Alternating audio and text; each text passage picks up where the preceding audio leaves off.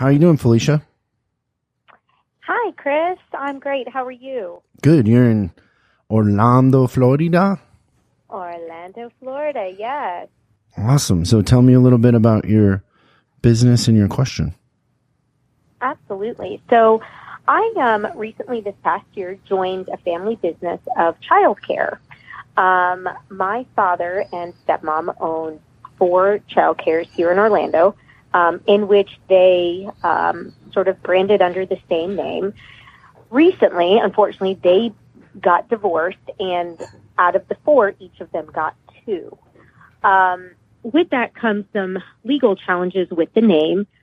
Everybody wants to keep the name because they've grown the business under that, and reputations and so forth. However, my challenge now coming in and starting to run the 2 my father has is that the management style and the direction of the 2 we have versus the 2 that the other party has are very different. And there are, of course, licensing issues where in the state of Florida and how things are licensed and funded are all under that name. But we have between, I would say, my father and myself, we have there's some disagreement of how important is it to maybe rebrand and change the name of our 2 to completely separate from the other, or does it make sense to find some cohesive middle ground between all 4 of them?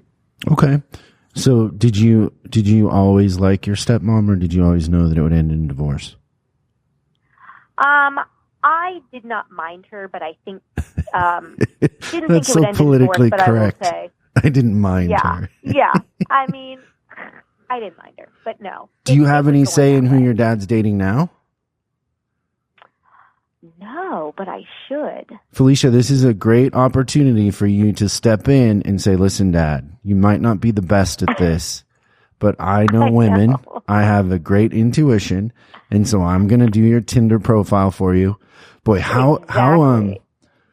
I just can't imagine doing a Tinder profile for my mom. Can you imagine that? And I think that kind of freaks me out. If things got sexy on there, that would be like, I'd throw my phone. Okay, how far apart are these locations? They each range, let's say, about 15 to 20 miles apart. 15 to 20 apart. But let's say, one of ours, is about 10 miles to her closest one. Okay, 10 to her closest. And as far as revenue and volume, like when you talk about childcare, do you talk about how many kids each one will hold, or capacity, or how do you measure? Absolutely. So, there's a certain there's a couple different ways to measure that. So, of course, number of kids, capacity, and then some other criteria falls in whether they're going to be cash pay or they're funded by the government. And depending on if they're funded, where on a spectrum they fall is how much you sort of receive per child. So let's say socioeconomical area is going to play a part. If it's in let's say a nicer area, they're going to be more cash pay, and some of them are going to be what we call 4C kids, and that's the government funding. So the 2 that you have, what is the capacity for those? So one of them, the capacity is 155, and the other one, the capacity is 205. And what are we at? The one with 205, we're close to capacity. We're probably at 200.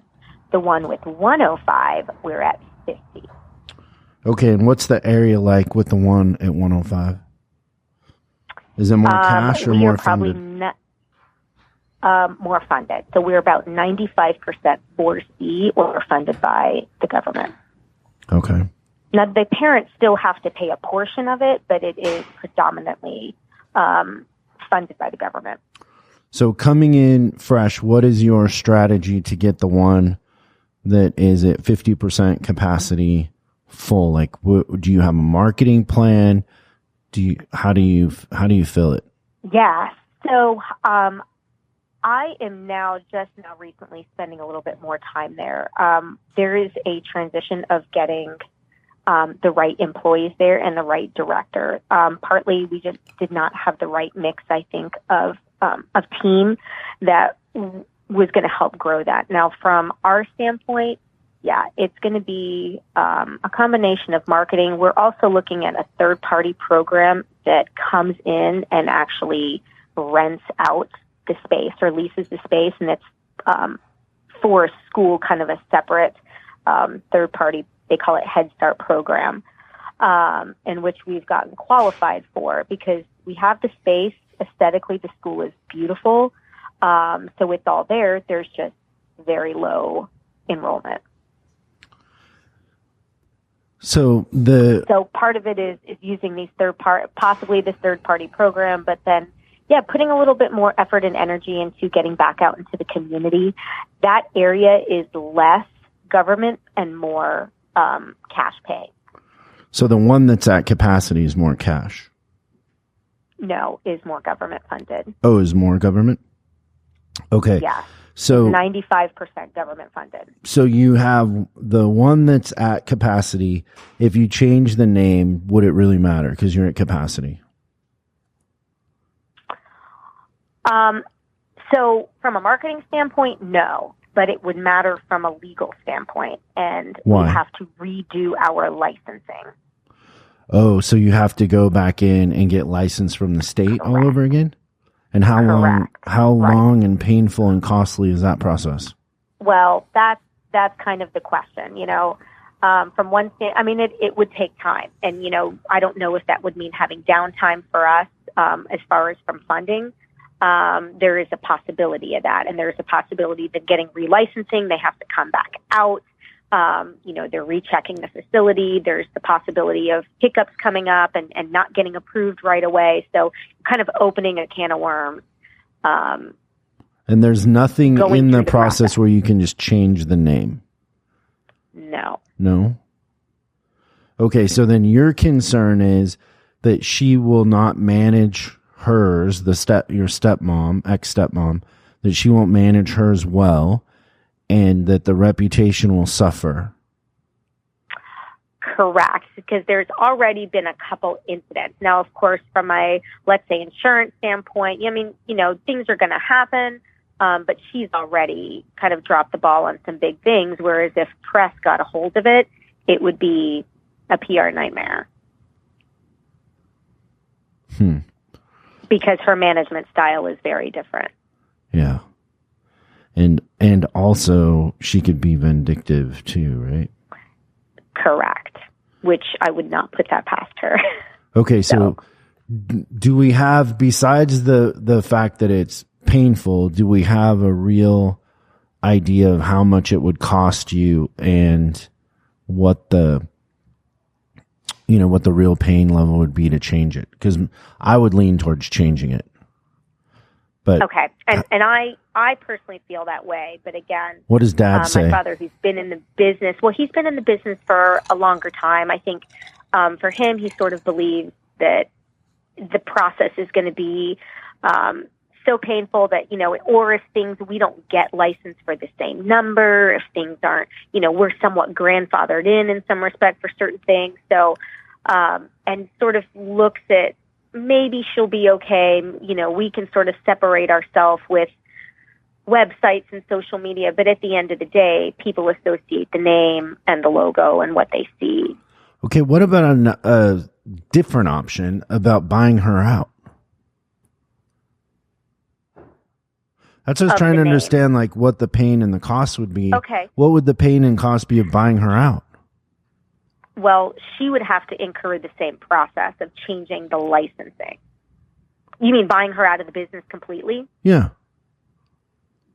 It's an option. We've talked about buying at least one. I think she would let go of one of them because she really doesn't care to deal with it. But and that's absolutely on the table. I don't know that she'd be willing to let go of both of them. But so what do give me an example of a daycare center. If it makes, I don't know, in a year, it makes $10,000 in profit, just to come up with a weird number. $10,000 in profit. What would it sell for?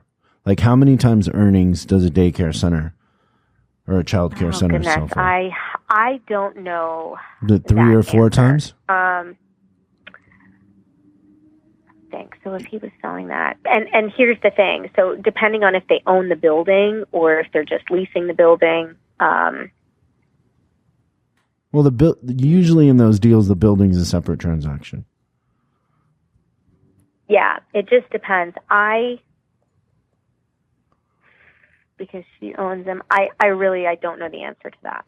Do you think that you're a better operator than her and you can improve the business? Yes.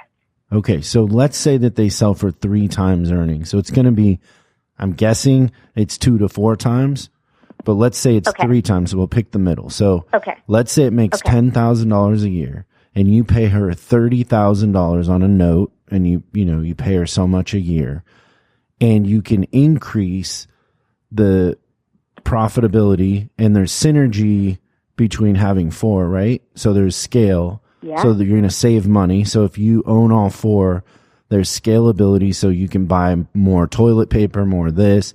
You can share people across because they're close enough where you can have one person that's a floater in case people call in sick or, there's a lot of things that you can pick up by owning 4 that would save you money. And so if you can increase the profit per location and you can make her go away and there's economies of scale, in 3 years, you're done with her. Yes. Yeah. I would personally buy her out, especially what are your ambitions, Felicia? Like, do you want to run this for your dad? And do you have kids? Absolutely. That's the plan to run it for him and to, if not, let's say she decides she doesn't want to be bought out and she wants to run the businesses herself. The idea is to either purchase additional existing ones or build from the ground up, multiple locations. Okay. Do you have kids? Yes. You do? How many kids? 1. Just 1. Just 1? Are you stopping at 1? Yeah. Okay. Yeah. What if for now. So think about the startup cost and the licensing and all that you'd have to go through to open a new location, right? Mm-hmm. Would you pay your stepmom 4 times earnings to make her go away and not go through the pain of licensing and getting another one? That's true. Would you pay her 5 years? Yeah. Yeah. So why don't you make her a deal she can't refuse? Like this happened in my divorce where I was like, divorces, it's never 50-50, but there is brain damage. And so my divorce, it wasn't 50-50, but I didn't have a lot of brain damage. So I paid more, but I made it up because I didn't have brain damage. So I just went to work and made more money on my business. Where I could have been down for 2 years fighting and spending hundreds of thousands of dollars with lawyers. I just hey, let me make you a deal. And, you can play the card on the other end where, hey, our reputation might ruin you. Like she's got liability in this too, right? So you can play that up too. Yeah, absolutely. So what do you think her fears are on her end of sharing the name with yourself and your father? What would be the downside for her? Let's step into her shoes for a second. Into her shoes. The same, that we might do something vindictive to tarnish her reputation. That's why I was hoping you'd say I don't have a kid. Yeah. Because you could tell, I don't know anything about kids. But that didn't work. What do you do? But you could tarnish her reputation. What else would she be worried about? Could you undercut her on price? We're not close enough. The way daycare centers work is basically your target market is going to be within a 3 to 5 mile radius. People aren't going to be driving across town, even if you're amazing, for childcare. They either have to be close to home or close to work. And we're not so much in a close proximity to be direct competition. Okay. Well, how else could you affect her business negatively? Could you steal her people? I mean, we could steal her employees. I'm just throwing stuff out there. There has to be an angle where you can start the conversation with, listen, we don't want to ruin your reputation. We don't want you to ruin ours. We don't want to steal your best people, but we know who they are. And we don't want you stealing our people. Would work for us. Yeah. And so just kind of say, really the offer we'd like to make you is we would like to acquire the other two, make it worth your while. And then you'll have enough to go open another one if that's really what you want to do, but we'll be done with this and we can all move on. Yeah. No, it's true. It's definitely a different way to look at it. Because I think she's also running into challenges now of running it on her own because she did not handle all aspects of the business. And now that she has to, she's having some difficulty with it. What is she not good at bookwork or the people part, or which part does she struggle with? She's not good so much with, some of the people, but mostly the accounting, the insurance, the legal aspect. Yeah, so bring that up. It's a lot of work, and there's liability. A lot of work, and she's run into some problems because she hasn't done things correctly, and they've gotten her into trouble now, legal trouble. Yeah, no, that's perfect. So bring that up. Don't be afraid to bring that up before you make the offer. Like, I know you're in legal trouble, and it can happen. You don't want to present it in a way where it's a fight. You're just like, I know you've ran into some things and you've had some bad luck. And that's just the nature of the business, but that isn't going to stop. It's going to keep going, and we want to make this easy. So we're not as a win-win for her. Yeah, we're not diminishing the fact that she's entitled to it. We're not diminishing the fact that she probably could figure it out and go. We're just saying, like, hey, it's a lot of work and it's a pain in the ass, and you're learning that, and we'll pay you, and then structure a deal where you're paying her out over 3 years or 4 years. No, it's true. So you don't have to come up with a lot of money up front.